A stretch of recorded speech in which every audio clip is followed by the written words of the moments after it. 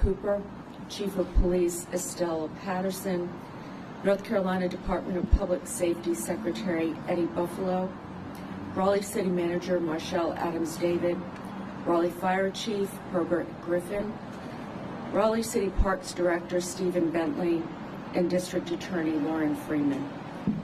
I also want to thank my council members, Corey Branch, David Cox, Nicole Stewart, and David Knight for being with us today. There are several families in our community waking up this morning without their loved ones. We grieve for them today. Our prayers are also with those who are injured. You know, no one can imagine what they're all going through. But please know, we as a community stand with you today. We're also grateful for the dedicated public safety and law enforcement officers who acted so bravely. But we have doubled our determination now to end senseless gun violence that has grips on our country and now on our city.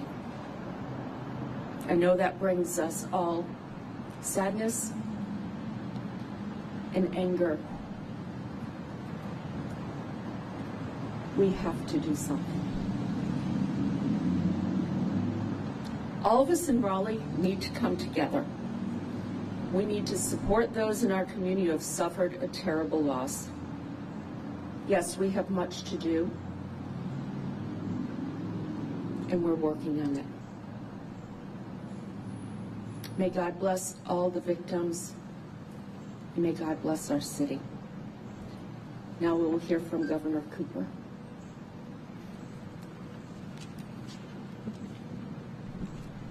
Thank you, Mayor. Thank you, Chief. Thank you, Secretary Buffalo. Thank you to the District Attorney and everybody who is working on this tragic situation. Today, as law enforcement and prosecutors continue their important work, we're left to make sense of this infuriating and tragic act of gun violence. I woke up this morning in the capital city where I and my family live with a deep sadness for this community and for our entire state. I want again, as I did last night, thank the swift, coordinated, and courageous law enforcement response. We provided significant state resources to help with this. It was a complex mission in a short amount of time to stop the shooter, and they succeeded. I'm grateful for them every day. You know, North Carolinians want to know that safety is a priority. They want to know that law enforcement will work together at a local, state, and federal level to fight crime, particularly in dangerous moments. That's what I expect as governor, and that's what we saw yesterday. We'll continue to provide support from the state and are willing to do anything that you need us to do. We also must support these victims and their families. The depth of their pain is unimaginable.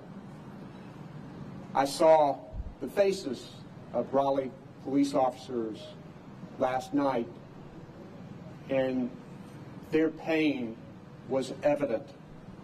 And I know that that's happening all over the city. We're standing with you in this moment of unspeakable agony. Today we're sad, we're angry, and we want to know the answers to all the questions. Those questions will be answered, some today and more over time. But I think we all know the core truth. No neighborhood, no parent, no child, no grandparent No one should feel this fear in their communities. No one. As policymakers, we cannot and we will not turn away from what has happened here. We must be resolved to make changes and to succeed. I want to thank you again to the first responders. May God be with the survivors, the victims, and our entire community after this awful tragedy.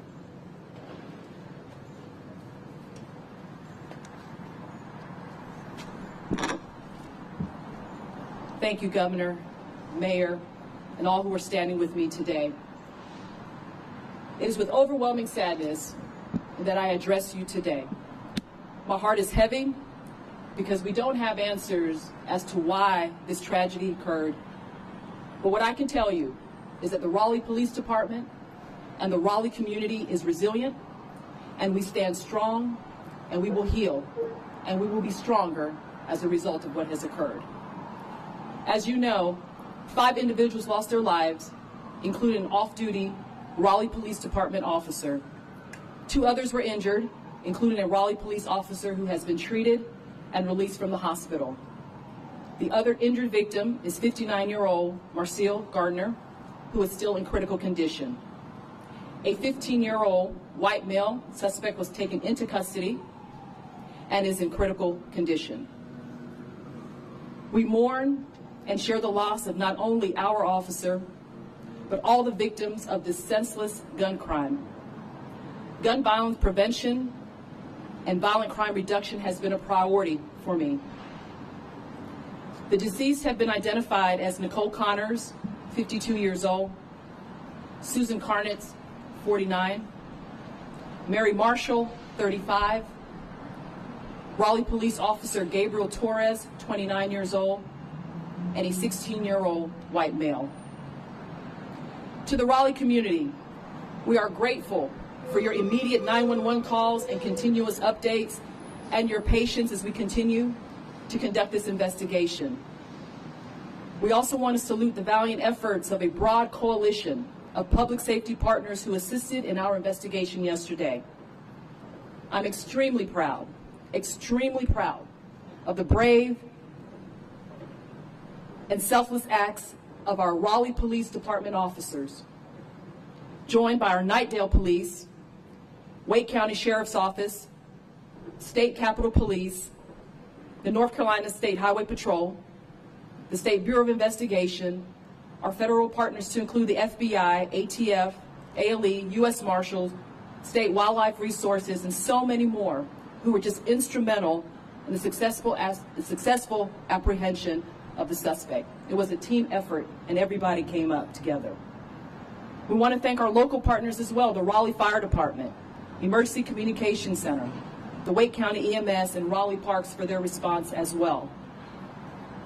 In addition, we proactively evacuated 2 community centers yesterday, Marsh Creek and Buffalo Aquatics, as well as locked down 16 staff and students at Beaver Creek Elementary School. What I want to leave you with, while we are grieving, Raleigh remains a resilient community, and we will get through this together. Please keep the families and loved ones of our victims in your hearts and in your prayers. For the Raleigh Police Department, please keep our officers covered and uplifted. And we also want to keep in prayer the family of the suspect of this tragedy. This investigation is ongoing, and if you have additional information, if anyone has any information concerning it, please notify our Crime Stoppers line at 919-996-1193. We will continue to update you as the investigation continues.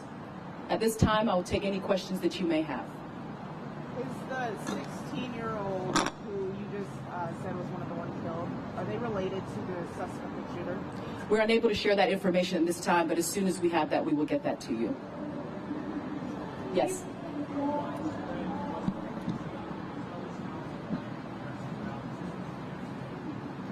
So the crime scene was pretty expansive, over 2 miles.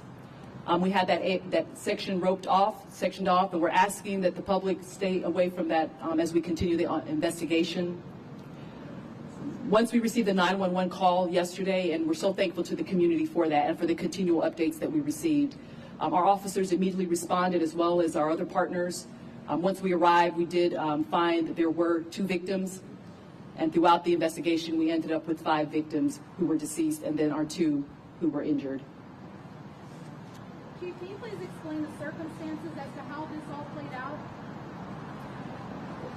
This is a situation that we prepare for, that our officers are well trained to respond to, and they immediately went into action once we got the call and we started to get more information on what was occurring. I'm so thankful for the quick response, and I'm so thankful that we were able to apprehend the suspect and get him into custody very quickly. As you see, as yesterday we gave you an update and we provided information. It was a long standoff, long situation, but the resolution of it has been successful, and I'm very thankful for that. Are we going to be getting a narrative soon on how this all played out? Yes, we will. So as is protocol with the City of Raleigh, we will produce a 5-day report that will be coming with all the facts and information that we're able to provide. Is there any information as to why Officer Torres was there? I mean, was it just happenstance, or, as being an officer, did he hear the gunshots and maybe go to the scene? Any color you can give there would be appreciated. So again, this is ongoing. Our investigation is ongoing, but what I can say that Officer Torres was on his way to work. Chief, obviously you're in a position of leadership, but tell us about your heart right now, the heart of your officers, and how you feel about being a member of this community right now and dealing with what we're seeing in terms of the pain and all the unanswered questions that we have. This is an extremely, extremely painful event for our officers, for me, for this entire community. Upon receiving the information, I was immediately updated by my staff. I was coming from a law enforcement conference where we were talking about gun violence, talking about making our community safer. I was immediately taken aback, shocked by what occurred, but again, we are resilient, we have been training, and we're prepared to handle these situations. I cannot express how proud I am of our officers and our law enforcement partners. The response was overwhelming, and it was just extraordinary. Can anyone tell us about the charges this suspect may face? We are still working through those. We do have the suspect in custody as stated, and we are working through that. Did the suspect have any previous record? And do we have a gun that's already been recovered? And how did he get the gun? That is part of the investigation that is ongoing. Did the suspect? Sorry, did the suspect live in that neighborhood, and particularly the Huntington neighborhood? We are still working through that. Is a motive known? We do not know at this time. Again, I just want to say that, this investigation is ongoing. We know how that goes and how that plays out. Once we have more information, we'll be happy to share it with you, but at this time we cannot. Can you share how the 15-year-old was injured?